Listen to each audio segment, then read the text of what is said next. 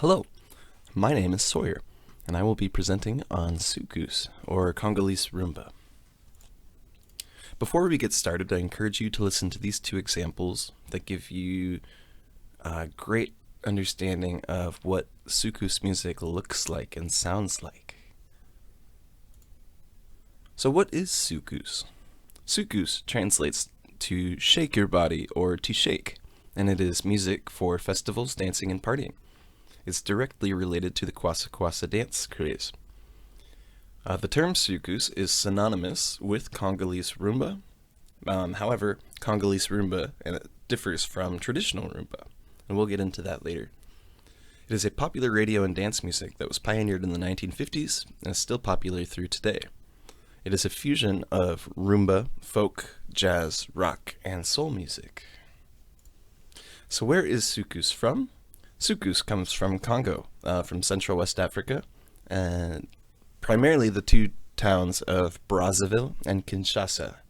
And it's popular all the way through to East Africa, through Kenya, and down to South Africa through Zimbabwe and the nation of South Africa.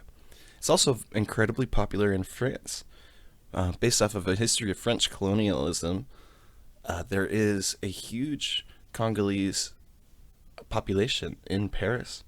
And they brought their music to Paris and used state-of-the-art recording studios in the 50s that were not available in the Congo, and it made this music widely popular across France as well. For the instrumentation of Soukous music, it is primarily based in the guitar and the vocals. The lead electric guitar is the featured instrument. The rhythm electric guitar follows, and the electric bass guitar plays complementary lines and rhythms to the drums. Sometimes there's a horn section featuring saxophones, trumpets, or trombones. There's almost always a vocalist or a group of vocalists, and they often sing in close harmony. Then drums are a main feature of Soukous music and African music in general, and the drumming tradition of Africa is kept alive.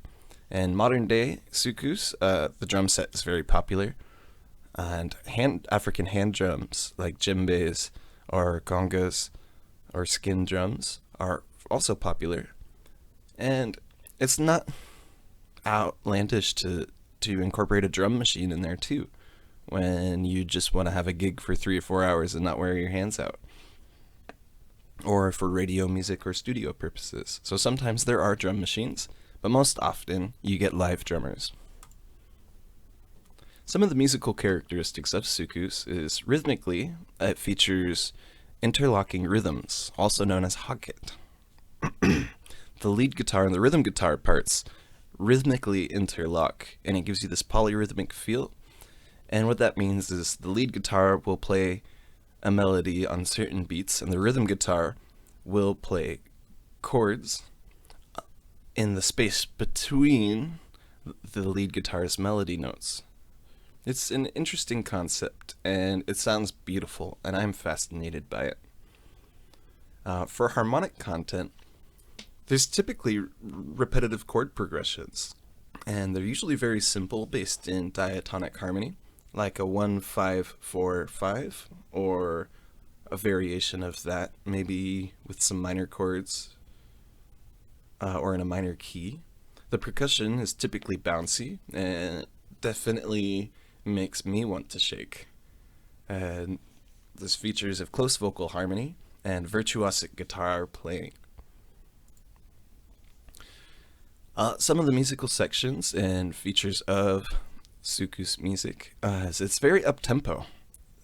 So rumba was popular in the 1950s in Congo, and the first few Soukous musicians, they decided to get rid of the down-tempo, slow sections of rumba music and only keep the up-tempo, the fast sections, the dance sections of rumba music.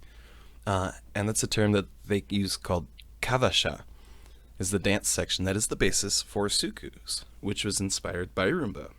And then as Soukous developed, so did the kavasha into a seben, which is an extended dance section. And as an author of an article that I read about this, once the seben arrived, there was no going back to the verse, similar to how a montuno functions in salsa music. So the seben is this highly rhythmic, highly energetic dance section, oftentimes lacks vocals, usually features just a flying guitar solo, and that is the basis for Soukous music, is these dance sections. Some instrumental techniques include, on the bass guitar, emphasis of chord tones on strong beats and passing tones used on oft beats. The bass typically interlocks with the drums. And then there is a plucking technique called the Congolese thumb, or referred to as the Congolese thumb, where you will play a downstroke with your thumb, and an upstroke you will do a light pluck with your finger. And what that gives you is variation in your plucking sounds. So you can play the same note, but get two different attitudes out of it. The thumb stroke is more of a warmer, softer, deeper, and the up pluck is much higher. It's a little sharper, it's a little punchy, and just this textural difference on how you pluck each string and each note on each beat can really make a difference in getting your music to sound like a Soukous bass line. And with guitar picking, using a plectrum or a guitar pick, typically there's alternating strokes, and you just do ups and downs. So you do downstroke, downstroke, upstroke, or the inverse. And that gives a similar thing to the Congolese thumb, except with a pick, you get these warm downstrokes and these sharp upstrokes. Lyrical techniques include close harmony. Soukous is sung in many, many languages, depending on the origins of each Soukous musician or their group. For example, I have heard Soukous music in many African languages, from Swahili all the way to French, like perfect French, and the music's beautiful. Some famous Soukous musicians, as Arlis Mabele, he's the king of Soukous, widely regarded as so. He's a singer and composer, and over 10 million of his albums have been sold worldwide. He was active back in both Paris and Brazzaville. And then Rigo Starr is a guitarist, and he was active in Paris mostly, but went back to Brazzaville and Kinshasa. And he's played on so many Soukous recordings. He's widely regarded to be one of the most popular Soukous guitar players. But however, the most influential guitar player for Soukous is Dibala, and he constantly gets praised as just playing fire, as people say. And he's familiar with both Brazzaville and Paris scenes, and he's an amazing guitar virtuoso. And the first music video I recommended at the beginning of this presentation is one of his songs. And then for a bass player, let's take a look at Ed Bateman. He's a contemporary Soukous performer and composer, and he teaches Soukous styles online, and his materials have been a great reference for this presentation.